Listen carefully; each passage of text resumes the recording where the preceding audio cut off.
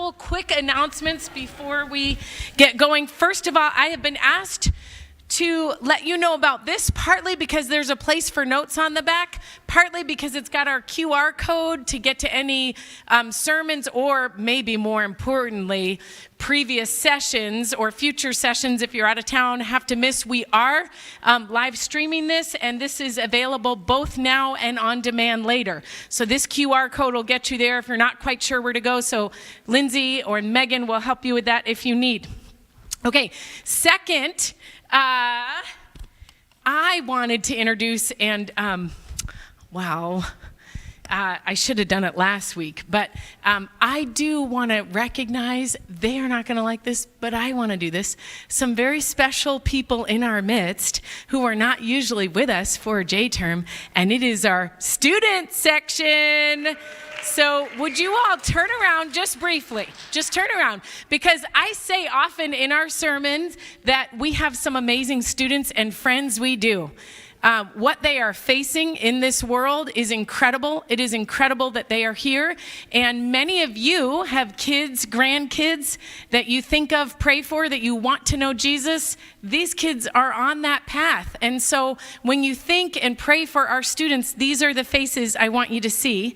So yes, I'm really glad they're here. And they'll be with us all 4 weeks in January. Okay, last thing you need to know before David comes up is, I mentioned it in the sermon, but Dr. Clark will be preaching next Sunday, which I'm really looking forward to. So just wanted to make sure you knew about that, so that you could plan your schedule accordingly. And we've said a lot about Dr. Clark last week, so I don't know what you need to hear.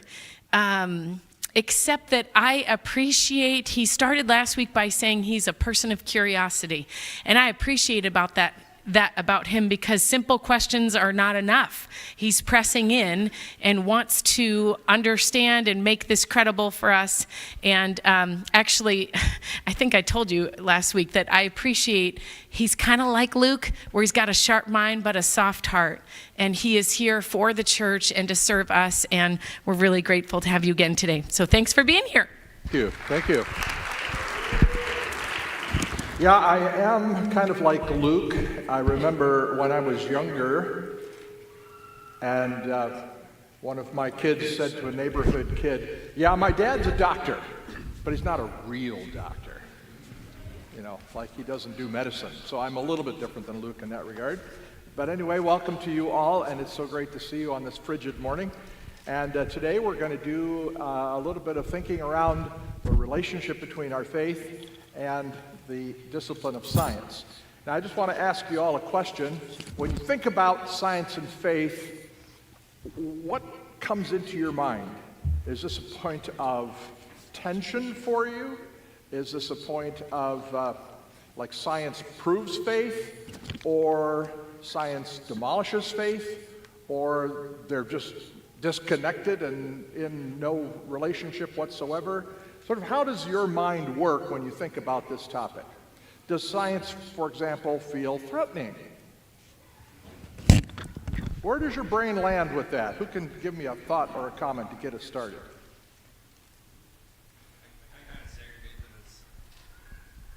I kind of segregated them as science being more aimed at the physical world, and faith maybe being more spiritual. Okay, that's an interesting way of thinking about it. So we're dealing with sort of different domains here, different orbits. Yeah, okay. All right, we're going to make Megan get her 10,000 steps in today, sounds like. So let's hear what you have to say. My feeling is that God invented science. God invented science? Yeah, and we're just discovering it. Okay. And Good. So I see that interaction all the time. Beautiful. And, okay. Yeah. So there's something to that, yeah. And I'm imagining that those of you who are in a profession like nursing, or a variety of other professions in which science is part of your daily task, this is a particularly important thing. So that's good. Does anybody have this sense that science is a primary challenger to the faith? Is that, can I see anybody? Anybody want to amen on that? No? Sort of. Okay, we got some wishy-washy, a little bit of not sure. Okay, that's good. What's your thought right here? I have an atheist friend, and he talked to me about the ark, and I realize that's a little bit challenging to explain the ark, but I have faith that light kinds or what have you. But I also have evidence for him on science where, I was telling somebody about gravity.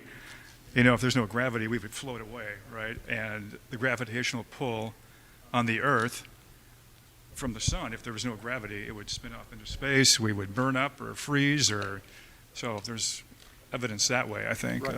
So you're suggesting that that's evidence of somebody who planned this in order to make life possible? Yes, Yeah. a designer. It speaks to a designer, for sure. Speaks to the designer, yeah. And also the way our bodies work. I was telling him, too, like I can send electronic signal and move my right finger here. Yeah. And how does that happen? That from some single-celled amoeba, whatever. Yeah, I can get from the single-cell amoeba to you, but I have a hard time getting from chemicals to single-cell amoeba. That's even trickier, actually. But all right, so these are interesting comments. Good. So we discussed last week the whole area of history, but this week we're diving into science. These are somewhat different disciplines, though they overlap for sure. And I think last week we were trying to show that history does not disprove the Gospels, but science, in the mind of a lot of people, is an alternative way of seeing the world that does pose a challenge for people of faith. So I wanted to start out by just talking about sort of 3 different ways people think about science. One way is to be very, very optimistic and positive about science and to say that science is the only way to know things in the world. Now, there's a long history here, and my wife talked me off the ledge and said, you don't have to explain the whole history. You could just go right to the main point, which is that there are a lot of people who believe, that science is going to bring a great world, that it's going to allow us as human beings to thrive. This goes back, this mentality, this idea goes back to a period broadly called the Enlightenment, several hundred years back, which really believed that human reason was going to lead to freedom, to rights, to human happiness. And when they emphasized human reason, what they were saying is reason, and we're going to replace tradition and revelation. Because tradition and revelation look to the past, but reason looks to the future, and we're future-oriented, and we can build a better society. These folks were people who distrusted monarchs, kings. Why would they distrust kings? Well, the kings said, God allows me to have absolute freedom over you, and then they end up abusing their power, right? And people became very sensitive to this.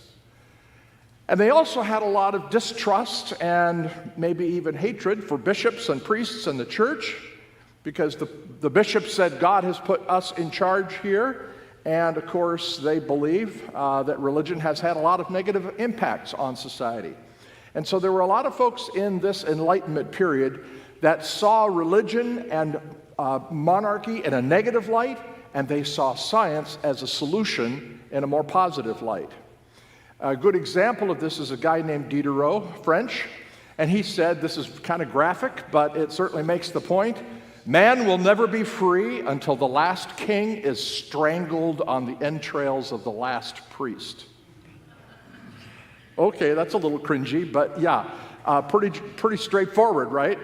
In terms of the rejection of the past, rejection of tradition, rejection of revelation. And these folks said, reason is going to lead us to a bright and brilliant future. And they, over time, began to associate reason very strongly with science.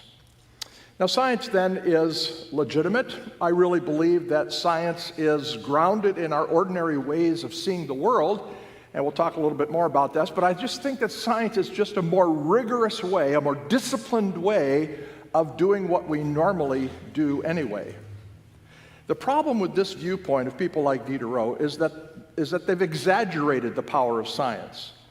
People began to overstate how science could explain the world. And they began to say after a while that not only is science legit, but it's the only legitimate way to know.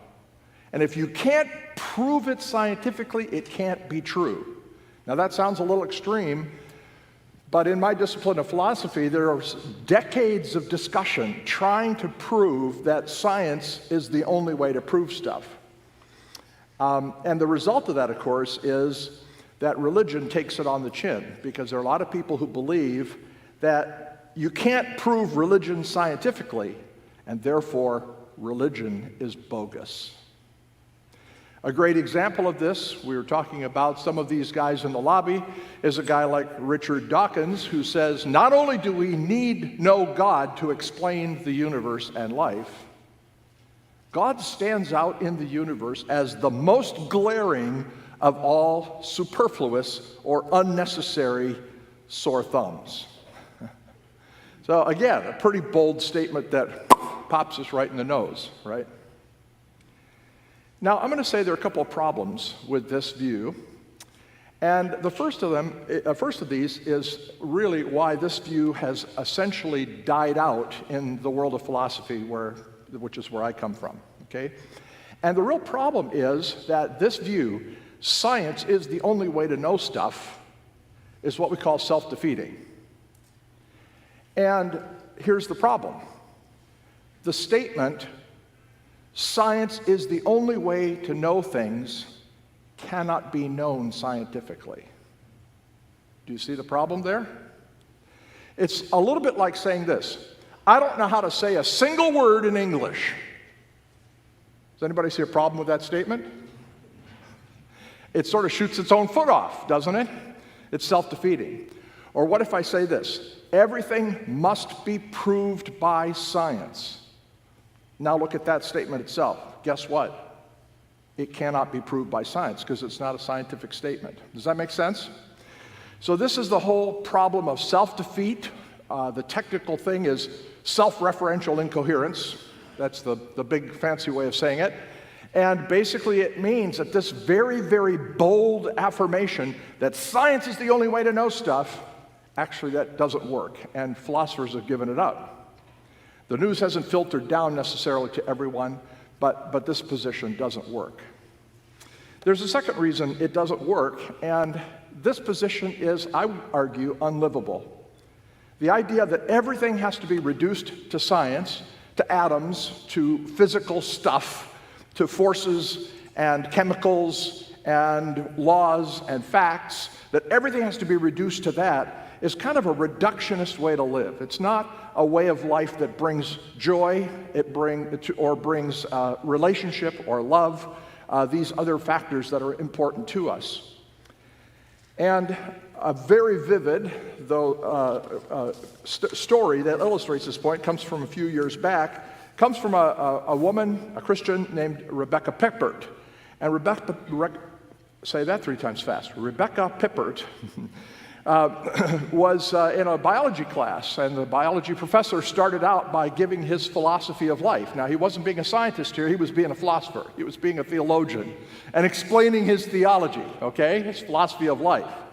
And he said that man is merely a fortuitous concourse of atoms. So you are nothing more than the atoms that make up your body. That's all you are. See? In other words, you don't have a soul. You are not a soul. You're not a spiritual being. You're a collection of atoms. You are a meaningless piece of protoplasm in an absurd world. This is what the biologist said. And again, he's not speaking as a biologist. This is a philosophy he's giving.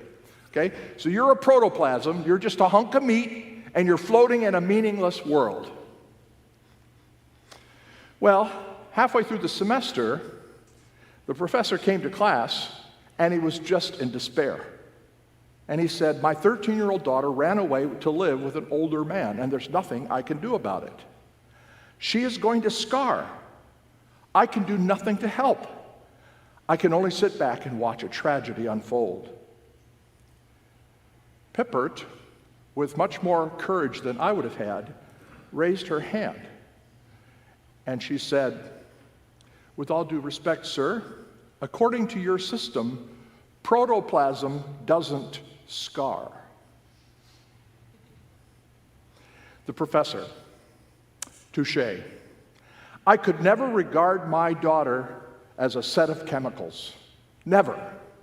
I cannot take my beliefs that far. Class is dismissed. Now that illustrates the point, right?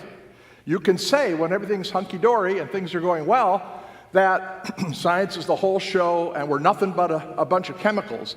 But the fact is that in the living of life we run into these existential questions, right, that make this kind of a view untenable, I would say, existentially. All right, so that's kind of one perspective, and it's this overblown, over-optimistic exaggeration of the value and positivity of science. And I think there are fundamental flaws with it.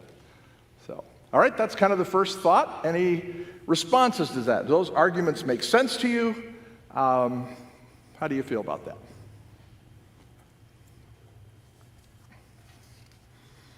Must have been a slam dunk argument. All right.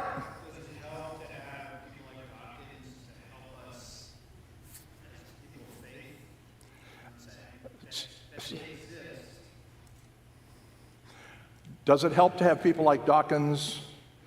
Well,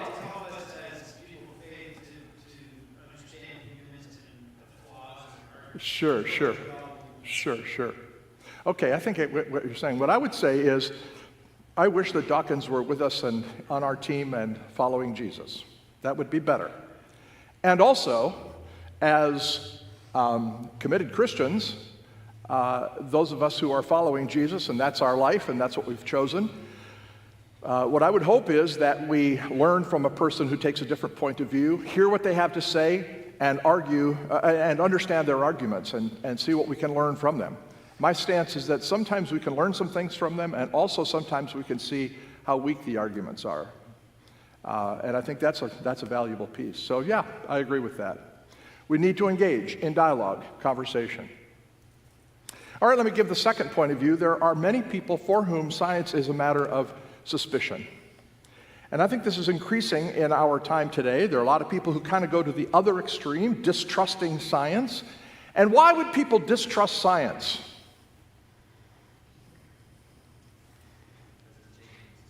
Because it changes. Yeah, that's what I hear all the time. You're right on target. And also, occasionally, there's not a lot of this, but there is some, and it gets into the news, there are fraudulent scientists. There are studies that are fraudulent. People fudge the numbers to make it come out the way they want it to come out. So this happens. So errors and fraud. An example of error that I read this week, maybe you saw this, AI has just discovered that there may not be a unique thumbprint for every single person. Did you read that story this week? Maybe there will be repetitive thumbprints. I was always taught, even identical twins have different thumbprints. But AI says no. So, a correction. And then there are frauds. There are outright frauds. Like I once had a VW with a diesel engine, and I found out that the Volkswagen company had actually fudged those numbers. It kind of made me mad, because I bought that car based on that premise, right? It turned out to be an emissions scandal. So there's plenty of reasons why people say, I don't know if I can trust scientists, I'm suspicious. But I think there are a couple problems, and the first is this. When I notice an error, it demonstrates that I have the truth. Okay? Now this is a tricky one, but here's the point. The good news is, if we can spot an error and correct it, what that proves is that we actually have come closer to the truth. Do you see? The real problem would be if science was full of errors and we never noticed it. What would that tell us? That would tell us we don't have the ability to tell the difference between a mistake and a correction. So the fact that we can observe corrections seems like a problem, but actually it's a strength. So don't forget that. People think, oh, science changed, that's a problem. No, actually, that's a good thing, because it proves that we're able to show the difference between an error and the truth. I think that's really helpful. A good example of this is fraudulent research that was discovered and has now been debunked. And it goes back to an article by a guy named Andrew Wakefield in 1998, in which he claimed that the measles, mumps, rubella vaccine led to autism. Have any of you heard that? Yeah. You know what? Turned out that was a fake. That's fraudulent. And here's the key point. A lawyer who was trying to sue the company that made the vaccine, so there's money involved, think about that, paid him to come up with this research project in order to help him in his case. See, this is the same kind of thing as when the tobacco companies paid money to have these studies that showed, guess what? Tobacco doesn't harm you at all. It's actually good for you and healthy, right? And I'm suspicious of that because why? Somebody paid for that scientific study for the purpose of trying to commit fraud against the populace. So there are examples of fraud, but again, remember, we have uncovered that, and that shows we know the difference between error and truth. That's a good thing. Here's the second argument that I think makes this one suspicious, that we shouldn't be suspicious of science all the time, and that is, we trust science 99.99% of the time, don't we? Even people who are suspicious of certain individual situations or claims or ideas within science, when they want to text their kids, what do? This is full of science, right? When you get cancer, what do? You don't go to a witch doctor. We all go to Mayo, which is rooted in science. Thank you for your service, nurses and doctors and PAs and all the rest of you, and researchers, right? So we depend on science all the time for all sorts of things in our lives. So this general kind of, we don't trust science because, there's mistakes and, we can't trust it. Yeah, but it's overblown. So I think our best way to think about this is to say we should be thinking about science as a legitimate thing, but nevertheless as a discipline that's incomplete. So science seeks to understand the world in terms of natural causes and effects, and that's legitimate. In fact, we do this every day. Every day we try to understand how the world is working in terms of natural causes and effects so that we can control the causes and get the effects we want, right? Science does the same thing, except with more discipline. It's just more rigorous. So years ago, when my older son was 2 years old, he had a teddy bear that he deeply loved. My son's name is Tyler, and he had this teddy bear called Theodore Bear, Teddy for short. And every night he had Teddy under his arm, and he would go into the bedroom and jump into bed, and we put him to bed like you would a normal 2-year-old. And I wadded him up one night. I was a terrible dad. I put like 4 diaper liners on him, just wadded him up. He was like 70% diaper. And he waddled into the bedroom. He had his teddy bear under his arm, and as it happened, by chance, he dropped his teddy bear. And just as the teddy bear hit the floor, I flicked on the lights. He looked down at the teddy bear. He looked up at the light. He looked down at the teddy bear. He reached down and he picked up the teddy bear. And I flicked off the light. Okay, now you know why my kids are in therapy. Anyway, he dropped it. I turned it back on. He thought he had it. He thought he had it figured out, that now I know how to cause and effect, control the light. You could just see his head spinning. And he actually performed an experiment. He dropped it again to see what would happen. Okay, by this time I'm laughing inside. And we got a little stool, and I stood him up on the stool, and I introduced him to light switches, and bedtime was delayed by 45 minutes while we worked the light switch.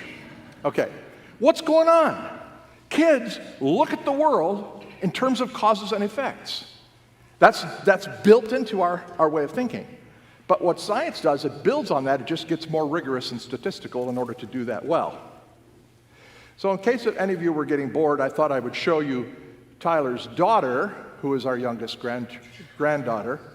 And, just in case any of you were asleep in the back row, and, okay, you're supposed to say, "Oh, how cute is that?" Oh. Yeah, okay. I'm a grandfather. I get to do this kind of stuff. Is that all right? Okay.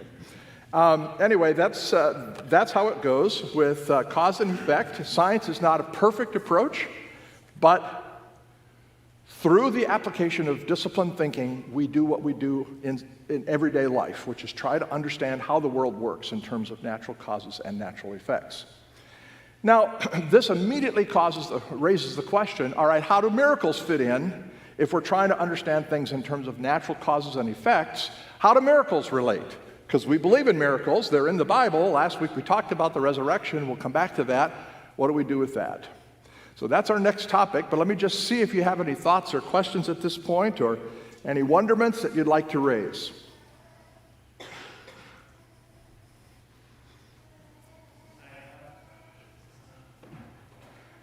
Is that mic working? That sounds good. That's better, thank you. I think there's a point to make, particularly in the second point, when science is not to be trusted, is the distinction between. And I think you kind of made this point, but the distinction between science and scientists and the execution of the scientific process. Yes. Because those are two different things. Okay, elaborate on that a little. Well, science, I think a lot of people would probably, science being commonly held, sort of if we execute the scientific process properly, we're getting good results. Right. But very often, there's lots of room for error along the process, human error, collecting data wrong. I mean, if you're a data scientist or someone who works with data, you've never seen a perfect data set. Right. That's over 25 rows. So Yeah. So just a point there that I feel like needs a little bit of distinction. Well, I don't disagree with that at all. I think it's a really helpful distinction. And also the great thing about it is that when a person doesn't do science well, whether it's through logical error or moral error, the great thing about it is that if somebody else is going to come along and try to repeat that and make sure that you did it. So there's constant check and double check that helps generally for things to go forward, but that's not to say there are no frauds or mistakes, because there are. So that's a helpful way to emphasize that. Someone over here had a thought right on the aisle here, Megan. Oh, well, we've just been through COVID, so there were so many things floating in that area to try to determine what is legitimate science and what is not. Right. Well, we're not going to get into that in a deep way, but you're definitely illustrating a significant arena in which these issues have come to us sort of face to face. Yeah. And I guess what I would suggest is I don't think it makes sense philosophically to say the whole thing is bunk, nor does it make sense to say that scientists are God, because they're fallible human beings like you and me. All right, great. So let's talk a little bit about miracles. How does this work? So last week I told you about the claim of a Korean dictator named Kim, who got out on the golf course for the very first time and had 11 holes in one. And we kind of said, I don't think so. We didn't believe that. But actually, it turns out that Golf Digest reported an 82-year-old woman named Evelyn Tucci who had 2 holes in one on the same round. And she was a 32 handicapper, and she was playing with a friend, and she actually got the hole in one twice, once on the 3rd hole, once on the 5th hole. And that is something that I believe, because Golf Digest is probably a little more reliable than North Korean state TV. Maybe you agree with me, maybe not, I don't know. But let's say you agree this actually happened. Would you call it a miracle? Now, we believe in miracles. We believe that the Bible presents historical evidence of miracles. How do we understand this? How do we even define a miracle, and what is a natural law? So I'd like to jump in by talking first of all what a miracle is. And I would say that a miracle is something caused by the act of God. God acts in our world. Now, not everything that happens in our world is an act of God, so we can't blame God for everything. Some of the stuff that happens to the world is my fault. I've done it. It's called sin, right? So we, as human beings, have agency to act in the world, but God can act in the world, we believe. And often, God does this for a spiritual purpose. He's not just doing this randomly. Like John 14, verse 11, it says that you should believe on the evidence of miracles. So actually, there was a spiritual purpose to doing that miracle. Now, I'm going to say that science does not eliminate the possibility of miracle. Science is valid. Its purpose is to try to figure out how do natural events happen as caused by natural causes.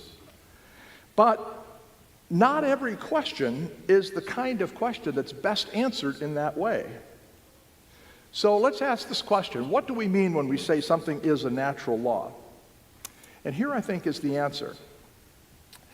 A natural law is a description of what happens when nature is left to its own resources. When nature is left alone, natural laws describe the kinds of things that happen. Laws are not unbreakable. Laws are, in a way of saying it, they are breakable when other forces come into play in a particular situation. And that's a key point. So let's look at Newton's law of motion. You remember that Newton, who was a brilliant guy, said that an object in motion will stay in motion at the same speed, and then here's the key phrase, unless it is acted upon by an external force. See? There's always this proviso. Unless somebody comes in and messes up the results. The natural law is going to work this way unless somebody comes in and messes or changes with the results. Okay? So every natural law has this sort of proviso on it, unless there's another force that comes in and changes the results. So in other words, every natural law is written with the proviso that there cannot be outside contaminants altering the results. Does that make sense? Which means that if an outside force does come into play,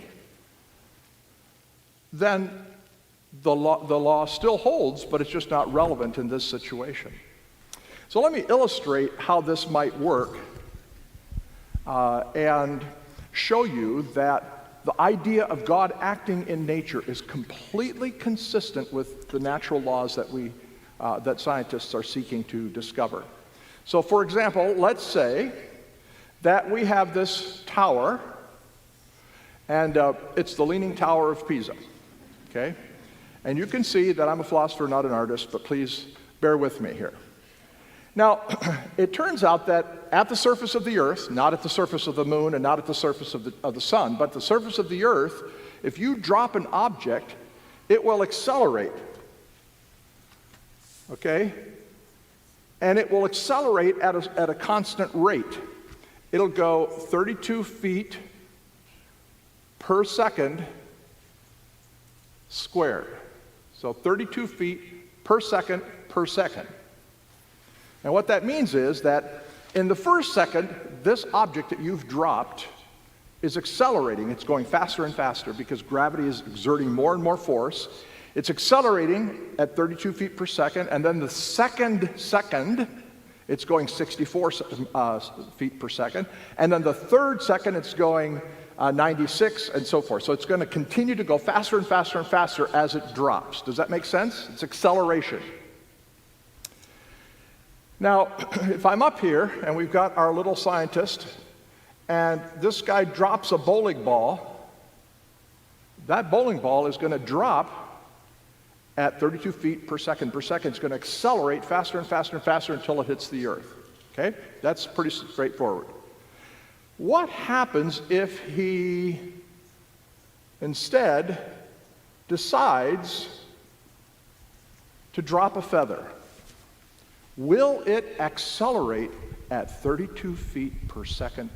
Will it get going faster and faster and faster, just like the bowling ball? Obviously, no. Okay, why not?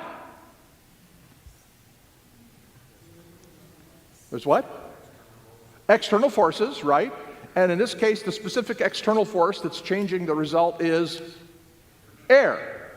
Yeah, there's a resisting force here because there's air in the way, and the surface of the feather is so great that the air is kind of pushing back on it. So the feather's not going to go like the bowling ball. It's going to go right? Did we just break the law of acceleration? We just broke the law of acceleration. We just disproved this natural law. No, we didn't. What did we do? Well, back to Newton's explanation, we introduced an external force, right? So the law of acceleration is defined as this object will fall at 32 feet per second unless acted on by an external force. And in this case, Air is the external force, right? So there's no problem with this. The natural law still stands. Now, what if we get somebody else here halfway out the tower, and this guy sets a fishing net in the way? And the ball comes flying down, hits the fishing net, slows down, and then breaks through the bottom of the net and keeps going, but at a slower velocity. What would you say? Have we broken the law of nature? No, because this is exactly parallel to air. It's a contaminant. It's an external force, right? So the law of nature still holds, but the outcome has changed. So what does that tell you? It tells you that a natural thing like air can be an external force that changes the outcome, even though the natural law has been unaffected. Also, a human being can be an external force that changes the outcome, even though the law still holds. And now, can you see where this is going? What if the hand of God were to be an external force that changes the outcome? Can you see how the natural law is unchanged, and yet God could change the outcome? Does that make sense? So what this proves is that the nature of natural laws has absolutely no impact on miracles, even though many people are taught in school, and there's a very famous Scottish philosopher named David Hume who has bequeathed to the world of philosophy this idea that miracles would destroy natural laws, and we know that natural laws cannot be broken, therefore miracles are impossible. And you Christians are not thinking straight. He's completely wrong, because it is entirely plausible, if there is a God, to have new input into the system that changes the outcome but does not destroy the natural law. Okay. Are you with me? How's that land with you? Because this is an argument, actually, that, in my view, okay, makes it entirely plausible for us to say science is a valid prospect of seeking to understand the natural causes of natural effects. And it works in cases where we say, for purposes of investigation, we're going to rule out other causes here, right? We're going to rule out contaminants in order to do this study. Now, I agree with you, this doesn't mean we do this perfectly at all times, but it does show that it's very plausible to have science working and natural laws be valid, and also that miracles can happen. So if that's true, the laws of nature are not demolished by external forces, including the influence and the hand of God, then I agree with a guy named C.S. Lewis who said simply this: if God exists, then miracles are possible. If there is a God who can act in the world, then miracles are possible. Now, that doesn't prove that miracles have actually occurred. For that, we need historical arguments like we talked about last week. But it shows that the objection from a philosophy point of view doesn't carry the day. So then our question becomes, what shall we do with the stories in the Bible? So I'd like to transition and kind of look at some of the miracle stories and just talk about some ideas about how we think about the Bible in ways that make sense for us as 21st century people. All right? Let's see if you've got a question, thought about that. Who's got a thought? I'm hoping that this feels really like, wow, that's very confirming and it makes some sense to me. I've sort of had this belief, but I'm not sure I could put it together, and hopefully this puts some things together for you. Any ideas? Yeah, let's hear from you. Yeah, so I think where you're going with this is a really good point, because I've had conversations with people let's use Jonah as an example. Sure. Or a fiery chariot coming down out of heaven to whisk somebody off the earth and those kinds of things. Yes. Those are some of the things that some people really struggle with and go, really? And they just kind of roll their eyes over the, the whole issue. So I believe Lewis is right, and I believe what you're saying is right, and I don't have a problem with God intervening. But there's plenty of people that think a lot of the stuff in the Bible is bogus because of several stories that seem kind of bogus. So I'll just say that. Well, great. I'm going to have to pay you $20 after class because that's the perfect segue into what I want to talk next. So, but first, one comment over here. I think I saw someone out of my peripheral vision. Andy, yeah, what are your thoughts? I was just thinking, I liked your beginning where you talked about the woman who had the two holes in one and whether we believe that. Yeah. I thought that was interesting because I would think, like, is the people who witnessed it reliable? Do they have a reason not to lie about that? Were there multiple witnesses? Or, yeah. And like, could this person hit the ball that far? Like, it's actually hard in golf to get it in the cup, but you could, if a person could every single time or 90% have at least hit it that far, but if they could never even hit it 200 yards and it's a 400-yard hole, you would think, right. I doubt it. Yeah. So anyway, I don't know, there's just, I was just wanting, I thought that was a helpful way of thinking about it, Yeah. that it's okay to analyze Right.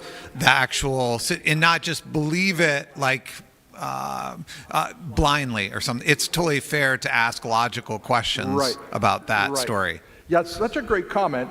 And I think what it shows is that when we look at the biblical stories that you were referring to, like Jonah and the big fish, we have to deal with each one of them sort of on a case-by-case basis. And so we've got a lot of different ways in our toolkits to understand what's going on in these stories. And it's not like one size fits all. So I was talking about this with Sandy, and I said to her, it's kind of like if you've got a cough and you have to go to the doctor, what's the cause of the cough? Well, I mean, it could be a lot of things. It could be maybe you have COVID. Maybe you have a flu, some viral infection. Maybe you've got, some kind of pneumonia or bacterial infection. Maybe it's an allergy. Maybe you've got something in your heating ducts and you need to get that cleaned up. It could be 50 different things. And so as we go to the biblical text, it's not like there's just one answer to everything. There are lots of things that we need to look at and help us as we interpret each one in the way that it was intended to be interpreted, right? So that's a great point, and we're going to give some examples then of different kinds of things to look at. All right, we've got one more comment over here. Yeah, my question was kind of the same as that. What's the posture to take on sort of Christian sciences and archaeologists and Right. scientists who've gone back and have looked to show the presence of an eclipse or Right. a flood or the creation story, Yeah. and have shown some level of science, because you could kind of say it in one way it doesn't really matter because Right. it's either this intervening force or it's a law of nature. What's the posture to take in terms of sort of viewing that you would say? Yes. I mean, I think we stay open and we look at all the relevant facts on any particular case. So we'll come up with a couple of examples of that, but I think it's like we've got this case. What's relevant? Do we have some archaeological data that speak to this? Do we have some ancient texts that speak to this? Do we have some geology that speaks to this? And in some cases, some of that will be relevant. In other cases, it'll be a different set of facts that will be relevant. So we kind of put our curiosity hat on and dig into each case to try to figure out what's there. And I think that's the best way to go about it. We'll give some great examples, I think, of just the thing you're talking about. One more comment, and then we'll jump into the examples. So I like the analogy. I like where you're going. But it does become a bit circular in the sense that if you're a scientist and you don't believe in God, then by definition that can't happen. Correct. And so you have to become, but if I'm a scientist, how do I believe in God if I'm trying to use science to affirm me? I'll never get there. It becomes a bit circular. Right. In that way. I think you're making a great point. So my worldview, let's suppose I'm a person who believes that there is a God who created the world. My worldview creates certain things that are possible and certain things maybe that are not possible. And if I have a view that there is no God, then by definition, an act of God becomes impossible. But that's not based on factual observation. That's based on a philosophical presupposition. So we don't want to let our presuppositions override the facts of the matter. We want to look at the facts and see what we can discover. All right, great. Good thoughts and questions. So let's look at some actual historical and biblical examples. One thing I'm suggesting is that we do need to look at the text carefully. And I wonder if, do we have access to Bibles? Could we really quickly read a couple of verses and just see what you think? So I need a volunteer who would be willing to read Exodus 15, verse 8. Now this Exodus 15, verse 8 is the story of the children of Israel going across the Red Sea. And Moses is describing this, and so I'd like to hear you talk about this way of phrasing it, Exodus 15, verse 8, and then I need somebody else going to Exodus 14, 21. Exodus 15, 8. By the blast of your nostrils, the waters piled up. The surging waters stood up like a wall. The deep waters congealed in the heart of the sea. Excellent, excellent. So this is referring to the idea that the water is pushed back in the Red Sea. And the causal explanation given is what? By the blast of your nostrils. Okay, that's pretty vivid language. And this is Moses talking to the Lord. So the idea is we're saying that God blew physically the waters back. Okay? Now, let's read Exodus 14:21. Who's got that verse? She's got it right here in the front row. Okay, we got somebody right here. Okay. We got it over here too. Beautiful. 14:21 says, Then Moses stretched out his hand over the sea, and all that night the Lord drove the sea back with a strong east wind and turned it into dry land. The waters were divided. Okay, what do you hear here? What was the cause of this event? The strong east wind. Okay, what's going on?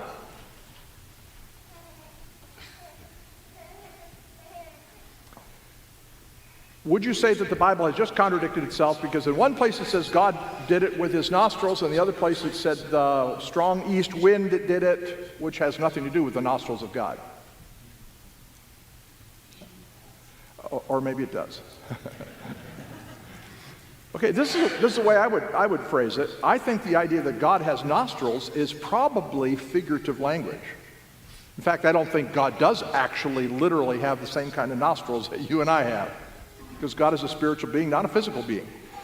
So the very idea that God has nostrils at all is sort of in the category of God is a rock. Okay, is God a rock? No.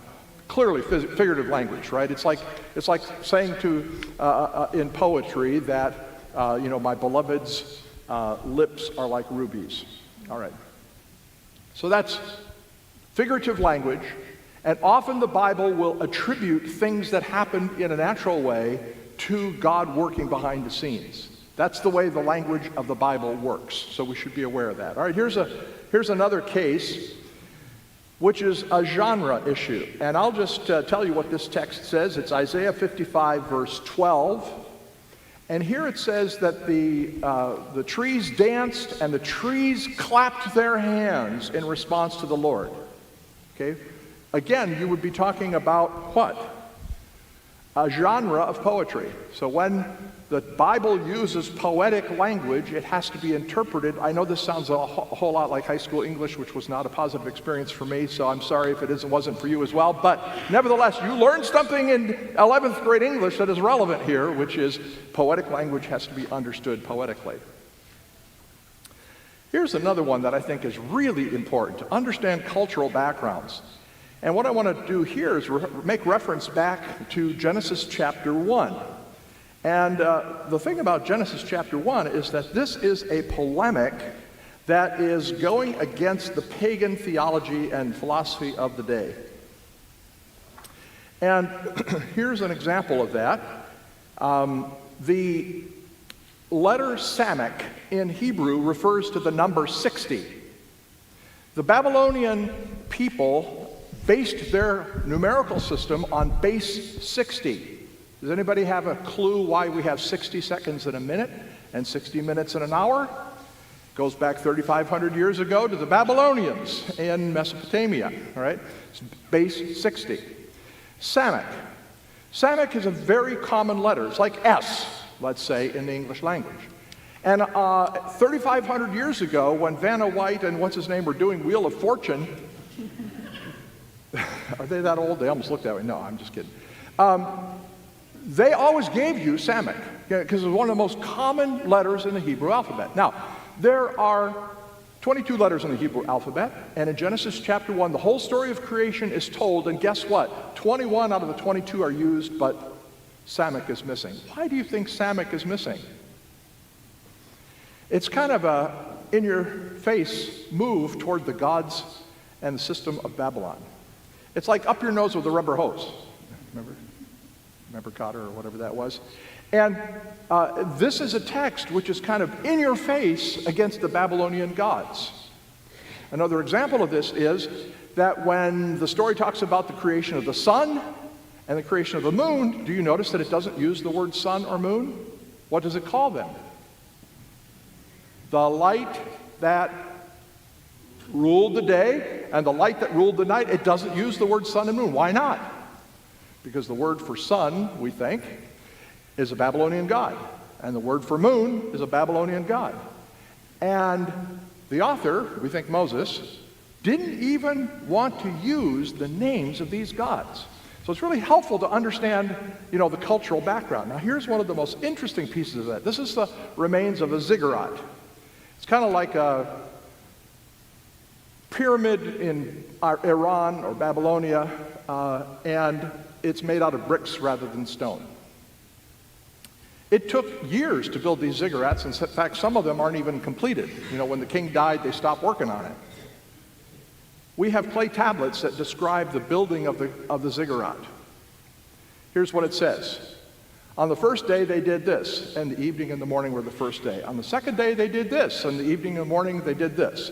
On the third day, they did this, and the evening and the morning were the third day. And in the sixth day, the ziggurat was completed, and everybody rested and drank beer on the seventh day.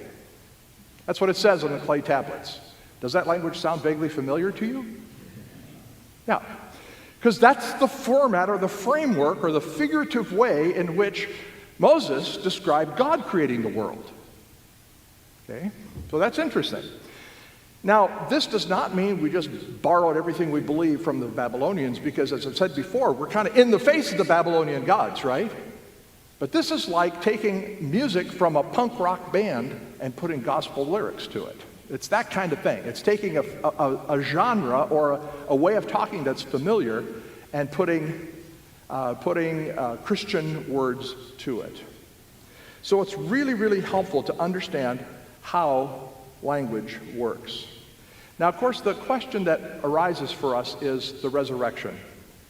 Because is the resurrection then, a kind of figurative language like the hills rejoiced and the trees clapped their hands? Is it that kind of a thing? And what I want to say to you is that as we look back at the resurrection, we find that it was reported in a historical account. That's what we talked about last week. The disciples were skeptical eyewitnesses. Remember doubting Thomas? Joseph heard from an angel that his wife was pregnant. What did he think? Oh, miracle! No, what did he think? She's been unfaithful. Isn't that what he thought? Right away. So these folks in the ancient world could spot a miracle when they saw one. Because after all, they knew just as well as you and I know that dead men do not come back to life, right? So the resurrection is of a different character than, say, the trees clap their hands. In fact, I want to end with, I think, the most important text, Acts 26, 22 to 29. To this day, Paul says, standing before two Roman governors, King Agrippa and Festus, I have been witnessing that Christ would suffer and that he would be the first one to rise from the dead, and he would proclaim light to the Jewish people and to the Gentiles. And then he said, to prove this, Jesus rose from the dead. Festus said in a loud voice, Paul, you are beside yourself. Much learning has made you mad. But Paul said, I am not mad, O noble Festus. I speak words of truth and reason. The king here, Agrippa, before whom I speak freely, knows these things, for I am convinced that none of this happened outside of his intention. In fact, this was not done in a corner. King Agrippa, do you believe in the prophets? I know you do. Agrippa says, Paul, you have almost persuaded me to be a Christian. And then Paul says, I wish that you were, exactly like me, except for these chains. Now, what I think is interesting there is that even these two Roman leaders knew that the story of the resurrection was common knowledge in Jerusalem. And it was the kind of knowledge that you and I have of 9/11, right? Everybody knows it happened. If somebody got up and said 9/11 didn't happen, there are going to be some policemen, who were running toward the towers when they fell, who said, no, I was there, I saw it, you can't deny that it happened, right? So the resurrection is a miracle that has ample historical grounding. And even though science can show how things work in nature, they don't rule out the possibility that God could work in nature as well. And when we have good historical evidence for it, then we accept that. So my conclusion is that science is an incredibly powerful force in our society, and rightly so. It has done a lot of good. This doesn't mean it's perfect. Scientists make mistakes, and sometimes, once in a while, scientists are outright fraudulent. Okay, it's not common, but it happens. We should be encouraged by the fact that those errors get corrected. The fact that corrections happen is not a problem. It's actually one of the strengths of science. But even though science is strong, it is not right to say science disproves the possibility of miracles and therefore faith is bogus. No, I think we've shown that science has its legitimate way of talking about natural laws and explaining our world. And also, there are historical points that show that Jesus is the promised Messiah of the Old Testament. I want to wrap up there. If you have questions and comments, you'd like to join me up here and have further discussion, I'm really, really open to that. What I'd like to do is just leave a couple of resources for you on the screen here, and happy to talk about any questions that you might have. Thanks so much. See you next week.